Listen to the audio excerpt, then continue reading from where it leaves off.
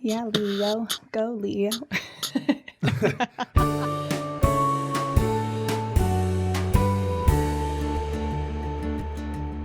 Welcome to Building Bellingham. I'm Leo Cohen.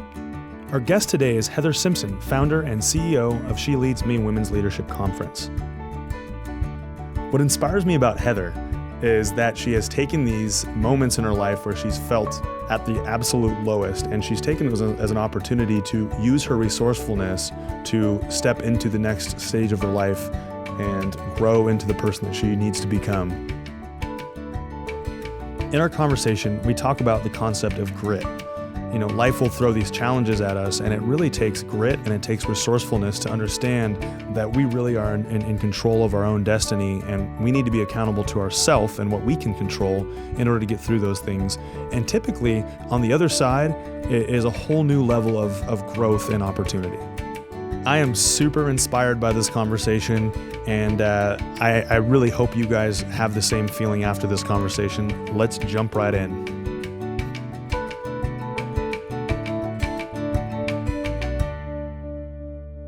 Heather, welcome. Thank you. I'm so excited to be here. We're really excited to have you on the show. Thank you. I could not imagine a better way to spend this afternoon than right here with you. So pumped. Well, that's the first time anyone's ever said that to me, so I'm excited about that. Doubtful. So let's jump right into it. Who are you, and what do you do? So I'm Heather Simpson. I am the founder and director of a company called She Leads Me, which provides resources for professional women looking to step into different areas of leadership over their life. We provide the tools for them to be able to do that, whether that's in-person events, whether that's one-on-one consulting and working with them and building where they want to go in their career and in their business. We provide those resources. We also have a podcast. So we like to provide a wide range of resources for women looking to step into that world. That's awesome. And tell me a little bit briefly about your podcast. It is the She Leads Me podcast. It is the She Leads Me podcast, yes. When does it air? Just give me a little bit of a synopsis. Currently right now, as we are recording for season 2. So we've wrapped up season 1. We had 30 episodes in our first season, and we are launching season 2 September 3rd. And every week you will hear from us. And then we have a few things that we're adding to the show that are a surprise. So you might hear from us more than once a week with some different aspects to the show. So you'll just have to tune in to check it out. Awesome. And that's on Spotify, iTunes, everywhere Stitcher, you can find a podcast. Google Podcast, Alexa. Just say play as She Leads Me. She's awesome. got you. Uh-huh. Awesome. And that's it's something that anybody can learn from, anybody can tune into and really get a lot of inspiration from. So thank you. That's awesome. We're excited for you. So yeah, we're here to talk to you about you. You know, She Leads Me is a part of that, right? Yes. And this annual conference, like, how was this born? Well, the first event was actually supposed to happen only a couple of months after I ended up losing my job. So it was a very humbling time for me where a whole slew of things happened. And in the time of that transition, I personally was just not at a place where I wanted to be or what I had thought of when I wanted to have my first event. So what I actually did, this is very humble beginnings of She Leads Me. I sent out an email to everybody that had registered. We had over 100 women registered for the event. Wow. And I just said, a lot of things have happened, and I am scaling this down. And I understand that means that I may lose a lot of people in my future of what this is, which I don't even know what this is going to be. But everybody gets a refund. I refunded the speakers for their travel stuff. And I just said, if you are interested in still gathering, I will open up my home to you. And I would love to meet you face to face and have a conversation about why I launched this to begin with, why I wanted to have this event. So about 30 people did come to my house, and they did gather with me, and we all just sat in a big circle in my living room, and we just talked and shared and got vulnerable. And it was the most perfect beginning to She Leads Me. that I could have never crafted myself. It really, at the time, I felt so embarrassed to send that email. I felt ashamed. I felt like a failure on multiple levels now. But something recharged in that room when those people still showed up who didn't know me. I mean, some people did, but people that just showed up to this person's house, this lady's house, who's like clearly having a midlife crisis here or something, and we're still going to show up. And this is your core. Yeah, it was that group of people that I was like, okay, I can come back from this. And it started to give me a different framework to think about what She Leads Me would actually look like. So what did it look like from that point on? So from that point on, I had to make some money. So because that's Helps. A real thing. That helps. I went to sell some real estate for a little bit because that's been my history and my path, and I knew what I was doing 13 years in, and so I knew that okay, this isn't going to be a forever thing, but I have to reset. I have to make sure that my family is taken care of here. At the time, my partner, Matt, he was transitioning out of the Navy. He was going to school, and I was the sole provider for my family. And so I had to make sure that everything was taken care of. So I did what I had to do to make sure that my bases were covered, that I was padded in my savings, that we were going to be okay. And then I had to go to my partner, who is, again, I just said, military background, right? So he's he operates in a way of, I show up, I am given orders, I do those orders very well, and then I go home, right? Like that's how he kind of works. And then there's me, who's just like, how can we build this? What can we do here? Like there's no walls, there's no anything. We can create what we want. And I had to go to him and say, I'm not going to do real estate anymore, and I'm just going to do She Leads Me. What did he say? And he just looked at me like, WTF, Heather? Like, what do you mean that is going to happen? And it took some time. I really had to go to him with a plan. Right. So we kind of touched on it before of like showing up with a lot of emotional intelligence. I couldn't just go to him in that moment and be like, I'm tired of real estate. I'm fed up. I'm this, I'm that. I'm done. And I'm just going to build a business over here. I had to go to him honing in all of those emotions and just be like, here is what I'm going to do. I'm going to start with some workshops. I'm going to start with a podcast, and I am going to slowly phase out of my real estate business over the course of the next few months and just work on building this out to be what it is. And then that was a much easier conversation to have. It's still scary, especially for somebody like him that's just not in their wiring to take a risk like that. And they don't see the reason why, like, so it was a challenging thing, but that's what I did. I just was like, this is what I want to do. And so I started with a couple of workshops. I started with a podcast, and then it's just built into the offerings that we have today. And it's building into a really exciting future for us.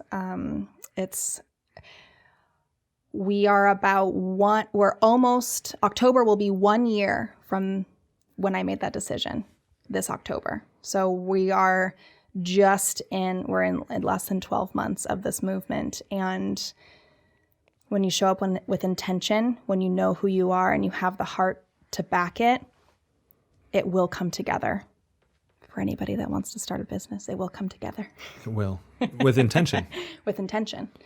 So from a business perspective, you went back into real estate because that's what you knew and you were good at. Yes. And so how much money did you save up to feel comfortable transitioning to full-time doing that? I saved up 7 months worth of padded expenses. So house, utilities, I had to become really comfortable with money, which a lot of people aren't. A lot of people are kind of afraid to check their bank account, or like they don't really keep track. They're not really cognizant of how their money is actually spent. And so I'd kind of done that work ahead of time to really know the true cost of what it takes to operate my household. So for me, it was about 7 months worth of stuff, which had me feel really good.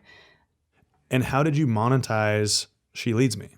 So at first it was just offering workshops. So taking the content and information that I knew was valuable to people and just putting together classes and just setting a price to it and bringing in registrations.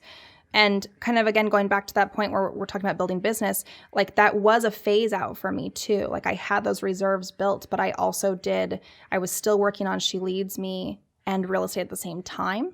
For those people thinking about transitioning, it was not just a one day I'm done, one day I'm closed here and one day I'm open here. It was a whole transition piece. So I started with workshops. I just started stepping confidently into what I could offer.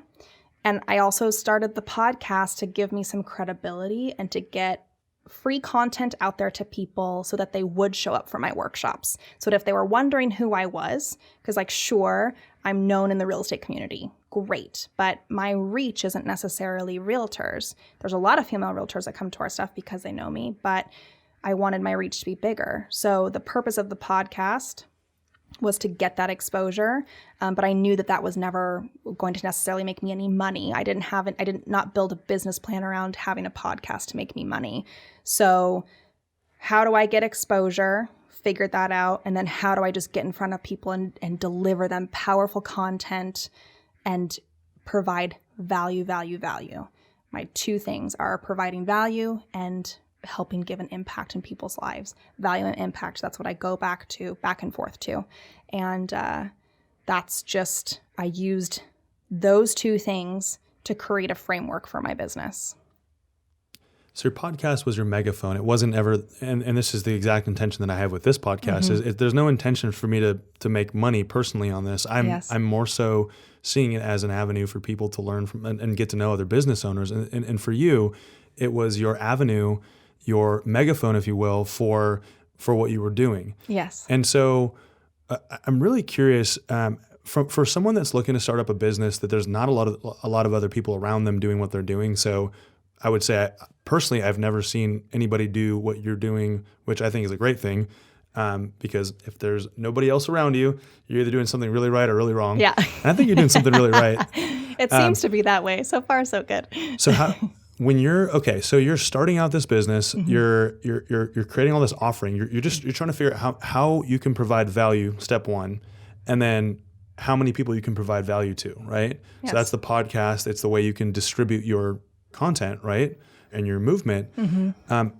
For somebody that's looking to do that and start a business where there's not really any other people to not compare to, but and I hate to use a real estate phrase, but look for comparables. Yeah. What is this person doing? How much does this person charge? If you're a videographer or a photographer, you can you can find, what other people charge pretty easily. How did you land on prices, and were they spot on, and were people willing to pay that? And how did you adjust that? Have you adjusted that? Yeah. So when I started, I really didn't have an idea other than, okay, I attend real estate conferences.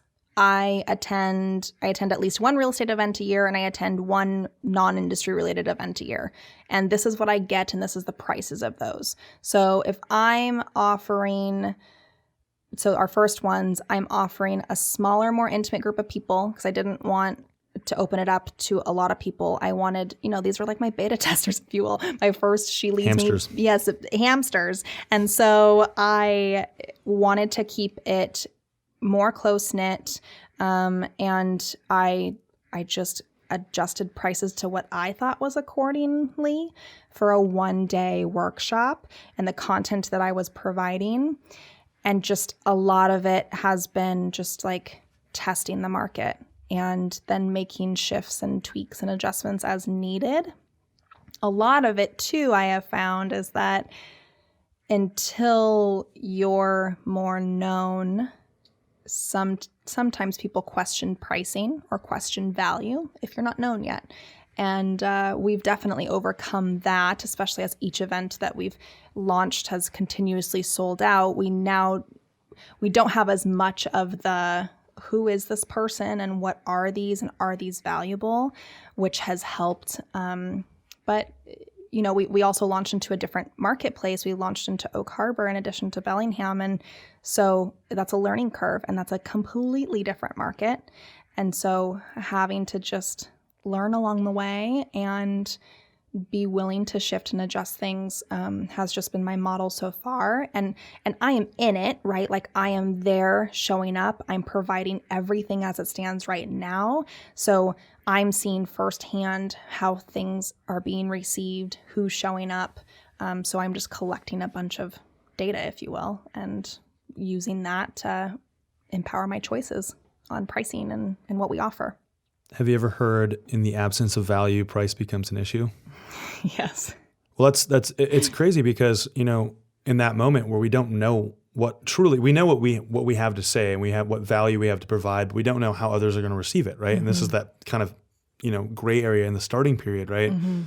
And what it sounds like that you went through is you kind of used other industries and the value that you felt that you got from it, and that's where you started. Yeah. And you adjusted it from there. So how did you scale that? How did you say, okay, so this is doing well in Bellingham, and you use that podcast really to, and this is just my knowledge of how podcasts work, but you use that as a platform to get that message to more people. Yeah.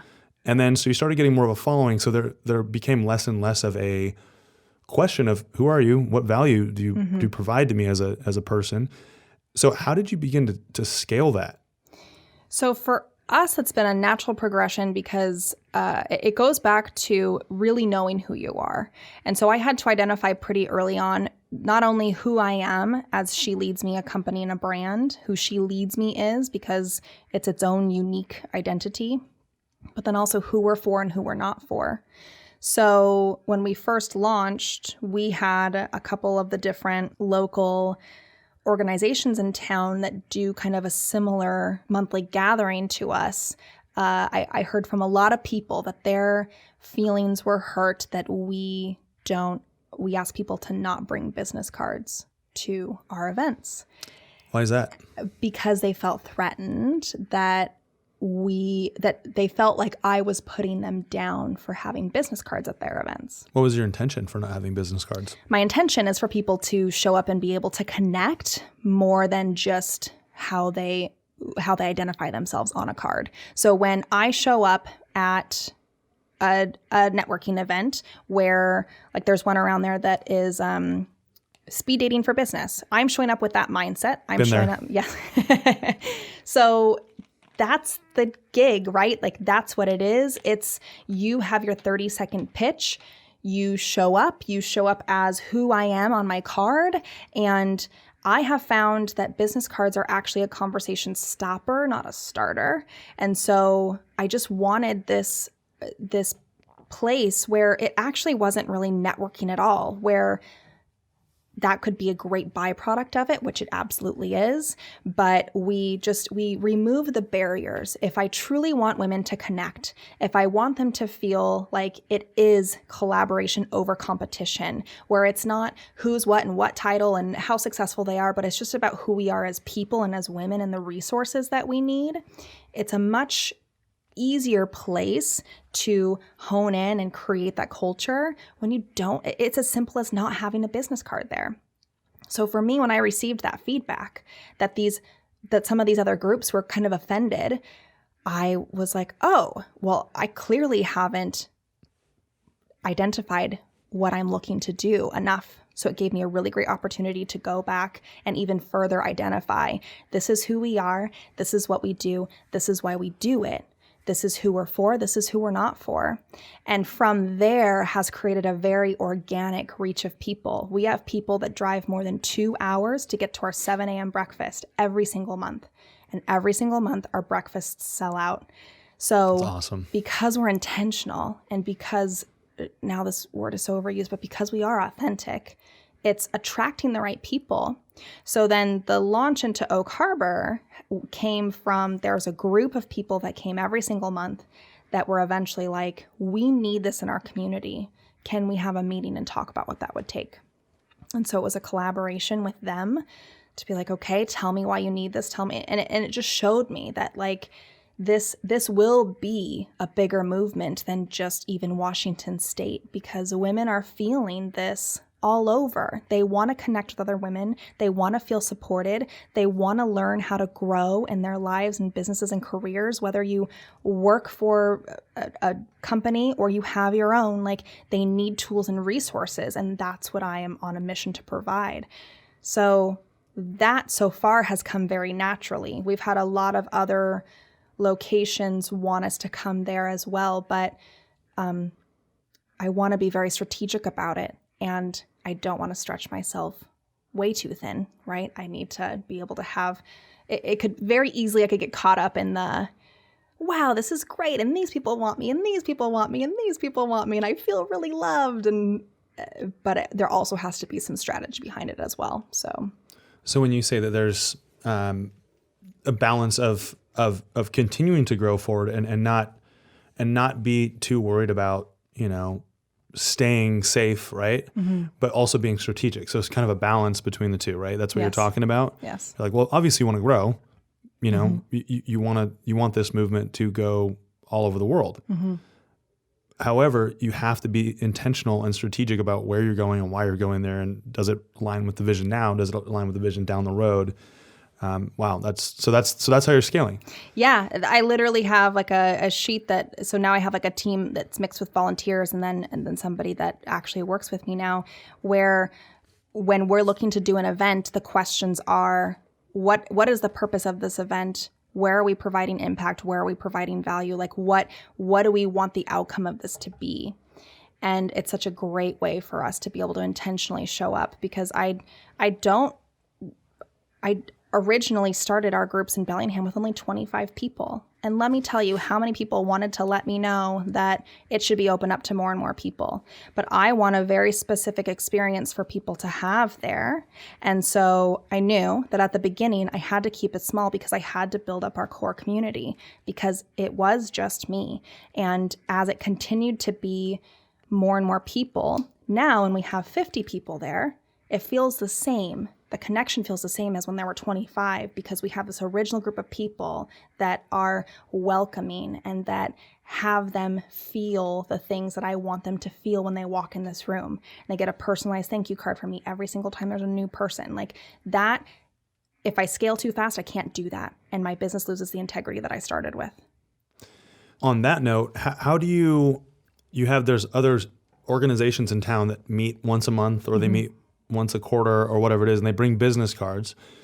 And this question is not intended to say anything bad about anybody else, but it's more so from a perspective of what differentiates you from these other companies, and who's your target demographic? Because it's not going to be for everybody. It's going to be for, like, obviously you want all the right people. Right. Who's that person that you speak to and you think this resonates with the most? Yeah. So as far from my perspective, there isn't any other competing thing out there to what She Leads Me provides. She Leads Me provides a very unique opportunity for people to come collaborate, to gain a lot of information and resources for themselves, and to build true connections, which is what we've called that group, our She Leads Me Connections group, so that they can accomplish the things that they want to accomplish in the world. There is definitely a place for speed dating for business. A lot of people find so much. Don't tell me where it is, by the way. I die inside when I speed date for business. And I do too, which is why when I looked out there and was like, okay, I see the need and purpose for this. It serves a lot of people, which is great. To me, there's no competition, because we all serve different people. So I'm serving the woman that wants to grow as an individual. She's willing to put in the hard work. She probably needs some resources along the way.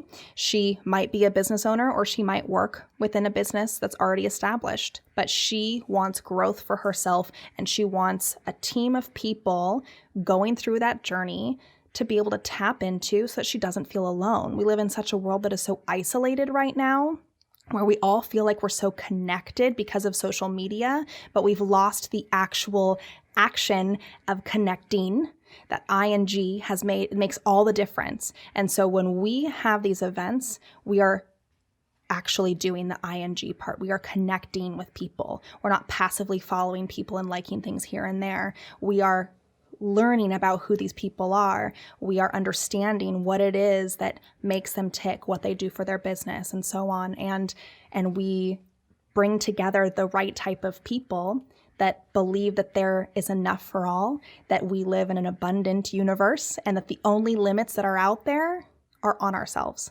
So this room could just be all female realtors, and every one of them can be successful. That's the mindset that you have to walk in with. And sometimes we have people that want to check it out and they don't come in with that mindset. And because we are so strong in that community, they weed themselves out. It's actually been a really beautiful thing, because then that's how we get the right people in there. And they might be intrigued and they might do some personal work on the side and then come back when they're ready to adopt more of that type of mindset and thinking.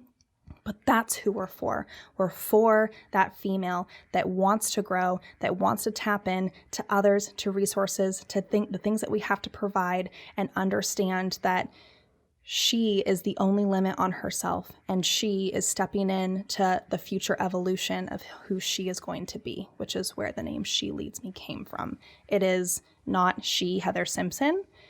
I might be a catalyst of that, along with other leaders that come in, but that she of She Leads Me is actually that female's future self, leading her into her next journey. By her showing up there, she is leading herself into her next evolution. And it's such an empowering, beautiful thing. I can't even tell you the just like magic that happens when the women show up in this space. Talk about connecting. Yes, connecting. What do you feel are there's probably a whole laundry list of benefits with connecting, like sitting down, like right now, I know we're mic'd up and there's, cameras and whatnot, but truly we're sitting down and we're connecting. And it's so powerful, because I don't feel like I knew you before this. Do you feel like you have that same connection every time you meet someone at one of your events? Absolutely. I do. I feel that it is just a great platform for people to be able to remove barriers or follower counts or all of the things that somehow our society has deemed as like notable success measures, right? Where we just get to learn who the person is.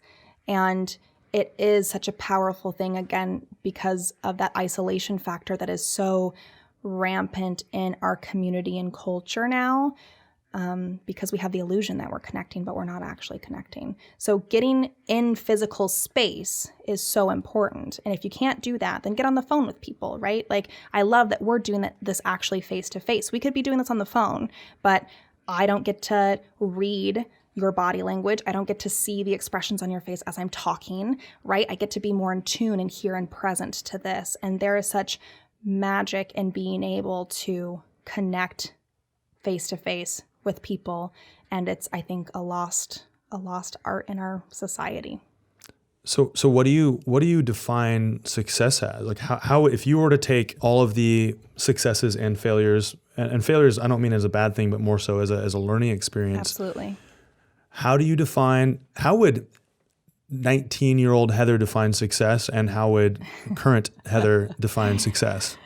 19-year-old Heather would have found success in going to school, finding a traditional job, and making some good money.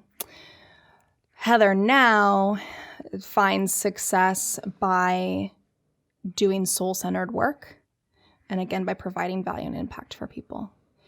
So I also have had to figure out a way to monetize that, because I do have a life to live and kids to support. But for me, success isn't necessarily measured by how much money I make or where I live or the things that younger Heather would have valued very much as success. For me now, in who I am, it's about the work that I'm doing and the impact that I'm having, and going to a coffee shop and seeing people having coffee when I saw them connect for the first time at one of our events, and then watching those relationships unfold, both personally and professionally, to then go on to help support each other. That is success to me. And that's how I have defined my success for my measurables for She Leads Me, at least for this initial launch of it. In the future, that could look different. But for right now and where I'm at, this this is what is defining my success. Like I am fully living in it and getting so many opportunities just to connect with other women that are looking to start businesses and help them with their business plan, because so many people don't know how to do that. If they don't have that blueprint, how are they going to be successful? So being part of that groundwork for them, that's success to me. There's so many different ways that it's just, I just want to provide value and I want to connect people. And that's my success. And we talked about this when we got coffee the other day, but we talked about impact and providing value to people. It sounds like the way that you lead your life and the way that you think of your own success, and everybody's success is relative to them, right? Yes. And I find a lot of alignment in this as well, this whole concept of providing value without any expectation of anything else in return, but also surrounding yourself with people that truly will provide value back to you, but you don't expect it from them. Right. Mm-hmm. And it sounds like impact is really your currency, because and I find myself to feel that way too. So impact is your currency. Money's a byproduct. Yes, absolutely. What would you say about that statement? Yeah. So look, to me, it is again back to that like soul-centered, like heart work. And I know that if I am really aligned and I know myself and I'm on that vision and that mission, that monetary gain will come with it. I have to be strategic about it, right? I can't just offer everything for free, but always coming from a place of giving first, knowing that I will receive back is such a huge thing, at least for me, right? And like you said, everybody defines success differently, and they should, because not everybody is driven like I am to live the life that I'm living. And that's great. That's what makes this world go round, right? My partner is not wired like I am, which is great, because there is like the stability factor in our life and in our household. Like that is the piece that is grounding for me, right? Like if I am the hot air balloon just kind of like floating around, he is like my tether down to the ground sometimes, because he is the grounded individual. So really identifying what your success is so important. So then if monetary is the success measure or not. And it sounds like you and I are on similar paths, where it is just here we are. We have so much to give, and we just do it with zero expectation, and you will be rewarded. And that is just, there's no rhyme, reason, mathematical equation to go about it. It's just you receive more when you give more. That is what the whole basis of gratitude is, right? So just being grateful for what you have and giving, and it will come back like in more ways than you can count. And usually not in the same mode or vehicle that you gave it in. It's sometimes something comes back, and if you're constantly in that mindset of gratitude, where you when anything good happens to you, you're thinking, well, gosh, I'm going to keep doing good things, because this kind of just feels like it's coming from this momentum, right? Yes, this yes. snowball that you're creating. I'm really curious.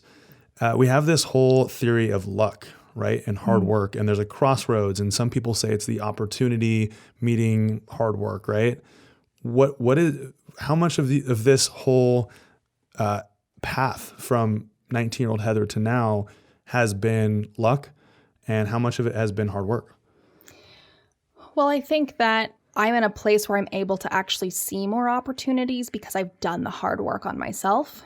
So I think that there's opportunities out there for everybody. It's just if you're like awake to them or not.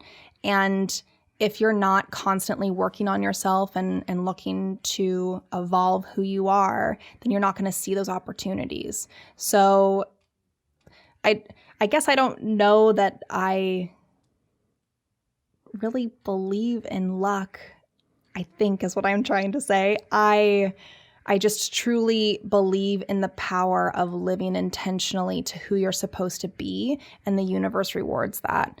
Yep. So when you are yourself, yes, and you're authentic, and you know who you are, and you do the things that make you happy and the things that help make an impact, whether it's through your business, She Leads Me, or it's through my business, whatever it is, you start attracting more of those opportunities. Right. And you start attracting more people. And the more people that have similar goals and aspirations and align with that, the more powerful your impact is, and the more opportunities and the larger opportunities. So it just kind of compounds that way. Is that kind of what you're getting at? Yes, okay. Absolutely. I think the more prepared you are and the more aware you are, the easier it is to take opportunities when others don't see it.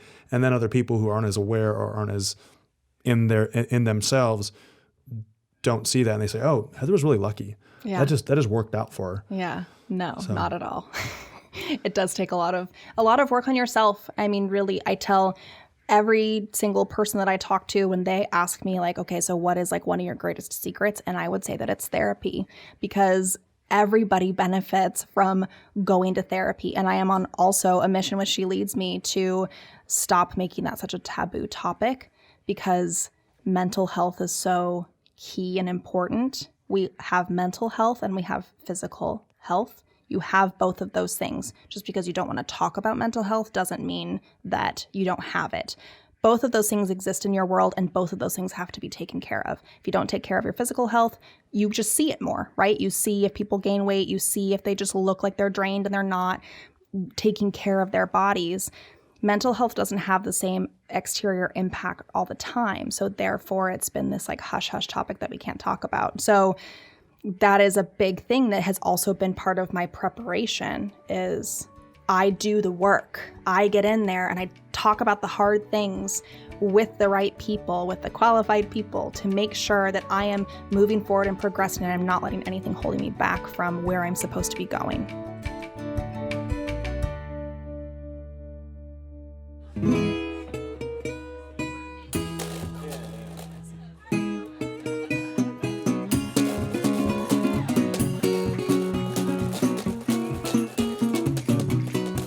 Those of us who know and love the Subdued String Band Jamboree plan our year around it. But what if we didn't have to wait until August to hear the sounds of the slanted stage? My name is Robert Saracen Blake. For 19 years, I've been the host of the party we call the Subdued String Band Jamboree. And now I'll be your host for an hour of music monologue and memories from jamborees past, present, and future. Each jamboree, while you've been dancing and lounging in the field, we've been capturing the magic for posterity. We've decided to bring those recordings back into the light. Beginning Monday, September 9th, myself and the BellPod Network are proud to present the Subdued Radio Hour. Subscribe now and join me as I drop the needle on 2 decades of jamboree joy.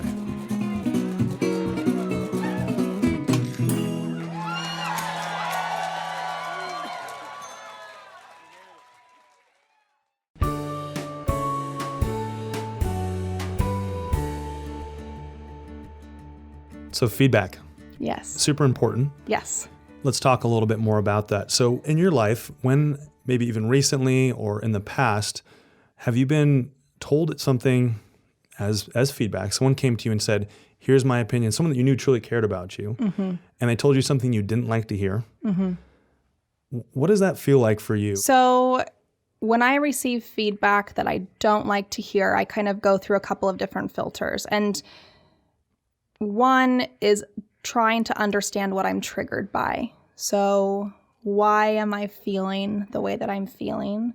Why do I feel threatened by this feedback? Like, what is it exactly that I am wrestling with in this moment? I have definitely become a person that is a huge proponent and fan of personal growth. And so I've kind of turned into, I've kind of shifted into I ask for a lot of feedback because I know that it makes me better. I know that I can always learn and grow. I know that I'm not the best podcaster in the world. I know that I'm not the best speaker in the world. I know that I'm not the best leader in the world, right? And so always educating myself and getting that feedback is really important.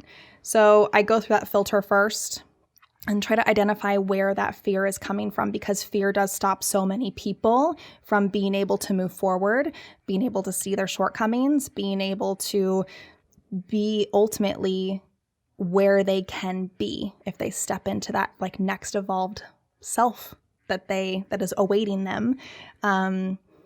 It's oftentimes on the other side of that. So if you get that gut feeling, you just really have to identify like, what is this? Can you give me an example of a time that somebody gave you some really difficult feedback, and tell everybody a little bit more about how you dealt with that, what your first feeling was, your initial gut feeling of, I want to strangle you. And the second feeling was like, wait a minute, this might actually be, an outside perspective on me. Yeah. The example that I'm thinking of didn't necessarily make me feel angry at first. It made me feel sick to my stomach. And that was with my first large She Leads Me event, which was, it took place over 2 days in Seattle. We flew in speakers. There was a lot on the line. I invested a lot of my own money financially to make it happen. And most of what I do, I'm a one-woman show.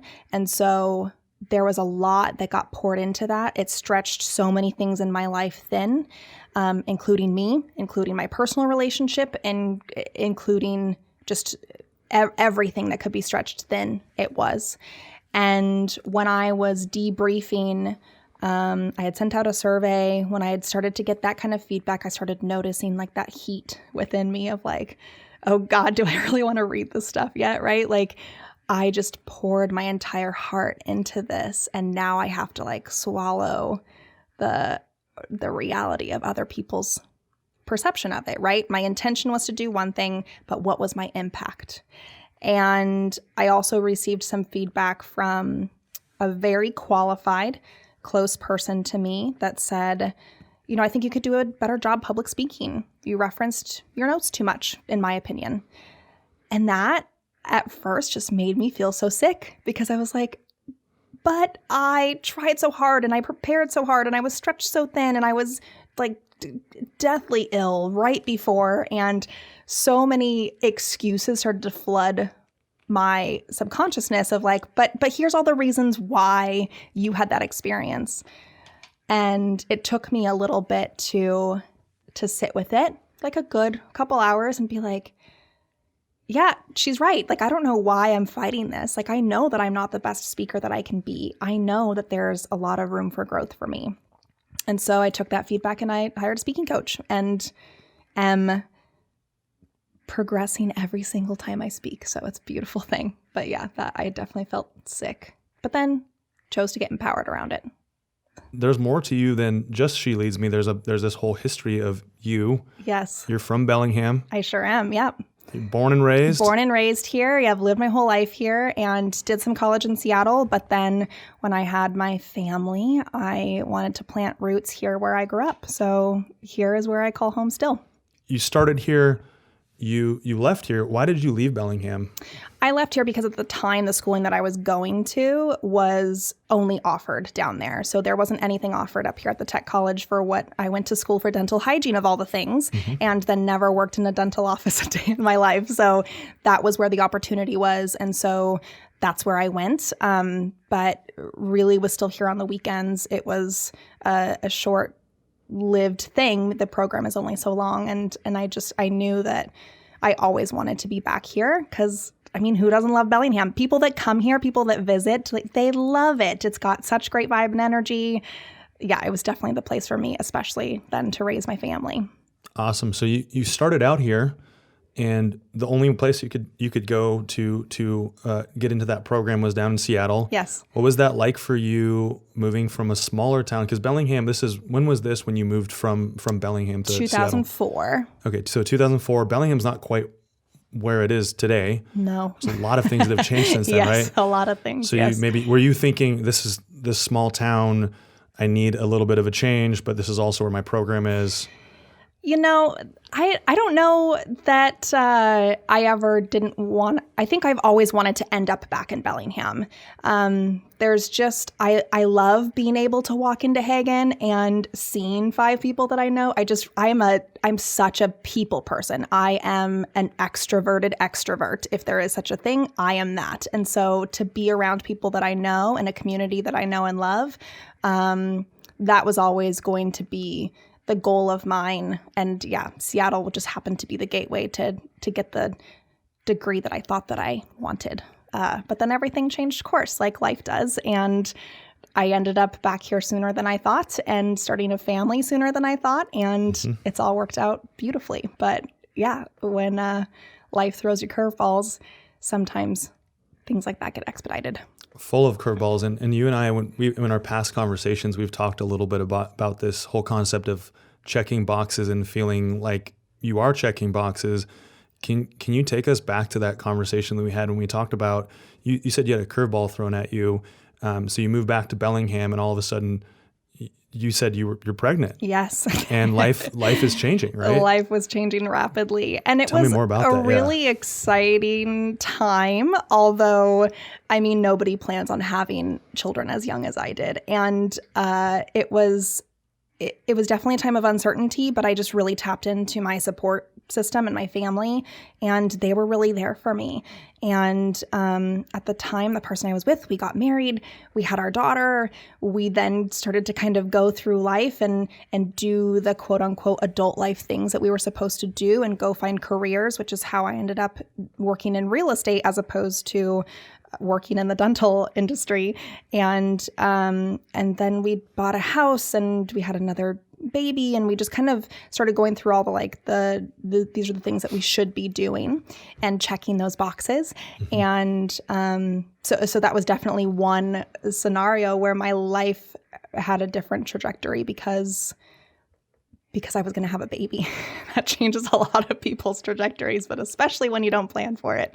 And I'm so glad that it did, because there's been things in my life since that, I just to dive in, I've been through cancer and I can't have children anymore. So the fact that I had my kids when I did is actually a huge blessing, because I can't have them now. So if I would have waited until later in life, there's a good possibility I wouldn't be a mom. And I'm so happy that I am. So, yeah. And when was your diagnosis? My diagnosis was right after my son was born. So it was so he's just turned 9. Mm-hmm. And it was right after, as my 6-week post-baby checkup, that they found the masses and that we went in for testing and surgery and started the process of going through quite a journey over a couple of years. So 2010, that's when that happened. And it was also during a time where my husband and I at the time had decided that, we went through life checking all these boxes, but we weren't like checking in with each other. We weren't making sure that this is what we really wanted. We were just kind of on autopilot, and we decided to get a divorce. We decided to go our separate ways. So the diagnosis also came at a time that was just a very pivotal time for me, and just a lot of emotion. I'll tell you what, a lot of just going through the stuff. Just everything felt like all at once. I felt an immense amount of pressure, and those curveballs, man. Sometimes you miss with the mitt and get hit in the head. It hurts. Oh yeah. Yeah. So well, you had a number of these curveballs, these Yes. huge things happen, these life events, good and bad, right? All happen at once. So you had your first kid, you had your second kid, you were diagnosed and with cancer, and then at that point you also had this realization with your ex-husband that you were at a point where it wasn't the right fit and it wasn't what you both wanted. So you had all these things bottlenecking at once. And what was that like? So you see some people with the smallest problem get stuck, right? And then you see people that go through 3 heavy-hitting curveballs at the same time or within pretty quick succession and somehow move through it. So tell me a little bit more about how you moved through that. So there was a point in my divorce process where I really had, I felt like I had been sleeping through my life, and I woke up. And that was when, so in my divorce at the time, divorce really brings out the worst in everybody. And I had my series of things that I did and dated the wrong person and just like horrible, just like self-sabotaging things. And my ex-husband at the time decided to leave the country and be unavailable for a while, which created an interesting financial dynamic, and which kind of forced the situation where I had to move out of my home, and I watched my car get repossessed out of my driveway. And when I was moving the things out of my house and into a little apartment with my kids, I just remember sitting in my daughter's room and just sobbing because I just was experiencing all this loss. And that's when I woke up. I realized that I had a very large part to do with all of that. And I've just been like sleepwalking through my life. And I did not ever take any responsibility. Again, I just was checking boxes. I was doing what I thought I had to do, but I wasn't ever doing that with intention. And so that awakening for me started to stir this whole intentional personal growth aspect, which then, spoiler alert, there's a happy ending, right? Like I was able to work with the bank to get my house back after it sat empty for a year and a half with no payments being made. I was able to figure that out and decide for myself to take control, take ownership. And it didn't happen overnight. Like I just said, that house sat empty for a year and a half. So by the time that I had that awakening to the time I got that house back, that was daily, continuous, small things. Just nudging it forward a little bit every day. To make stuff happen. So for me, it was that awakening. And I think that a lot of us just kind of sleepwalk through life and we do so many things without intention. And then one day you wake up unhappy. Then one day you kind of wake up with like, wait, where am I and how did I get here?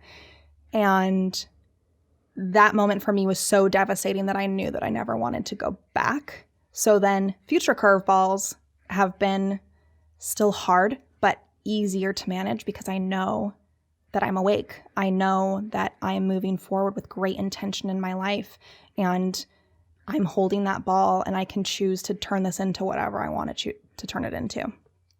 So you're talking a lot about resourcefulness, right? People, I hear this a lot where people have a complaint or a struggle with, I don't have enough resources. And they're in a situation that, in my opinion, and probably your opinion, you'd probably agree with me that may not be relatively as bad or as challenging. Sure. Let's talk a little bit more about resourcefulness, because in this moment when you're kind of losing everything, you feel like you're losing everything, and then it just kind of compounds.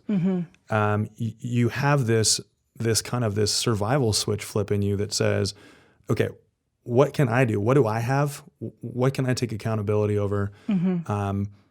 What attributes, what characteristics, what can I do every single day to dig my way out of this? Talk to me a little bit more about your resourcefulness, because you have a lot of it, clearly. Yeah, I think it's a lot of survival. And the first step was really taking ownership. Like I could have sat there and told everybody my poor sob story about how my husband left and I got screwed over, right? You hear that story all the time. But it takes two people. Like I wasn't there in my relationship. We both weren't there. We disconnected. We both made choices in that divorce process that caused us to be where we were, right? And so taking ownership is the really key thing. And then it's just about getting curious. It's about finding out how many ways could this actually end here? How many options do I have? I'm not stuck with one option. I don't have to live in this apartment forever. I don't have to move back into this house. I have a whole myriad of options that I could choose from to make my life what I want it to be. So taking ownership and then getting really curious, that curiosity, you naturally, if you have it, then you will look into what options you have and then be able to effectively make the right choice for you. All really great advice. Yes. Heather, first of all, thank you so much for being here today. Thank you for having me. It's been a fantastic time. I enjoy just sitting here talking to you. You smile a lot, which is making me happier too, which is great. So tell us a little bit before we wrap up here. Tell us a little bit more about your next event. Yes. A little bit more about your podcast. So your next event is when? So we have an event coming up in Oak Harbor, which I know that you have Bellingham listeners here. So that's September 12th. But on September 13th, on Friday, we do have an event that is created for female business owners. It's at 7 a.m. You can find information at our website, sheleadsme.com. But we are discussing the topic when DIY doesn't cut it anymore and in your life and in your business. Like, when is the moment to stop saying, I am Wonder Woman, I am doing it all, and wearing that cape like it's an honor, instead of realizing that, like, sometimes you're strangling yourself with that cape, sister, and you just need to realize when you need to ask for some help and get some resources into your life. So that's what we're talking about in September. So if you want to hop on that, then go to our website to learn more information. We also have a really amazing retreat coming up in San Diego, and that is for women looking to hit the reset button on their physical and emotional health, their personal and business health. And so we are doing a well-rounded retreat where we're going to a beautiful resort in a beautiful sunny location, and we spend 3 days in a small group, like intensive deep dive into life and business. And there's more information on our website there as well. Awesome. And the website is sheleadsme.com. Yes. And the podcast can be found there. The podcast can be found there, and also, again, on any podcast platform. Awesome. And then definitely go on she.leads.me on Instagram and follow her. Awesome content, inspirational content, fun content. And definitely check out the website for any more news on any events that are coming up, or for more information on She Leads Me. Thank you so much. Yes. Thank you for doing what you do. This is a really incredible platform. I am so excited for people to be able to tap into the other incredible business owners in Whatcom County. So thank you for doing this. I am so appreciative that you are doing this thing for this audience. It's selfishly so I can just learn. I love it. So thanks for tuning into Building Bellingham. Again, this is your host, Leo Cohen, and I'm here with Heather Simpson. I hope you guys have a wonderful rest of your day. Thank you. Thanks again to Heather for sharing her story with us. Today's episode was recorded at Binary Studios. Building Bellingham is produced and recorded by David Pender Lofgren. Our engineer is Andy Rick. Our social media Jedi is Cooper Hansley. Our logo was designed by Sam Vogt. Our theme music was written and performed by Aaron Guest. I'm Leo Cohen of the Cohen Group Northwest. For more information, visit buildingbellingham.com. Building Bellingham is a proud member of the BellPod Network, a collective of independent podcasts produced right here in the city of subdued excitement.